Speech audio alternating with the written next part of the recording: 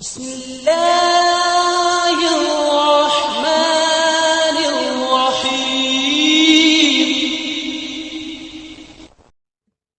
السلام علیکم ورحمۃ اللہ وبرکاتہ۔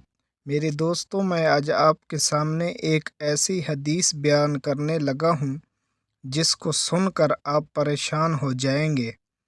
اللہ کے نبی کا ارشاد ہے، کل قیامت کے دن آدمی ایسی حالت میں لایا جائے گا جیسے بھیڑ کا بچہ ہو، اور اللہ رب العزت کے سامنے کھڑا کیا جائے گا۔ اللہ رب العزت کا ارشاد ہوگا کہ میں نے تجھے مال و دولت دی، نوکر چاکر دیے، حسن و جمال دیا، جوانی دی، تیرے اوپر نعمتیں برسائیں، ان سب نعمتوں کی کارگزاری کیا ہے؟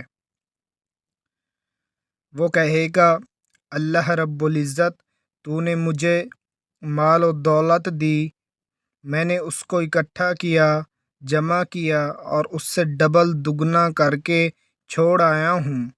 وہ انسان کہے گا، اے اللہ، مجھے دنیا میں بھیج دے، میں وہ سارا مال و دولت تیری خدمت میں حاضر کر دوں گا۔ اللہ رب العزت کی طرف سے ارشاد ہوگا کہ مجھے تو نے وہ مال بتا جو تو اکٹھا کر کے آخرت کے لیے بھیجا ہو۔ پھر وہ پہلے والا کلام دہرائے گا کہ اللہ رب العزت، مجھے دنیا میں بھیج دے، میں نے دنیا میں جو مال و دولت اکٹھا کیا اس کو ڈبل کیا، دگنا کیا، وہ سارا سامان لے کر مال و دولت تیرے نام پہ خرچ کر دیتا ہوں۔ آخر کار اس کا مال و دولت جو دنیا میں اس نے اکٹھا کیا اور دگنا کیا، آخرت کے مقابلے میں اس کا کوئی حصہ آخرت میں نہیں نکلے گا، تو اس کو جہنم میں پھینک دیا جائے گا۔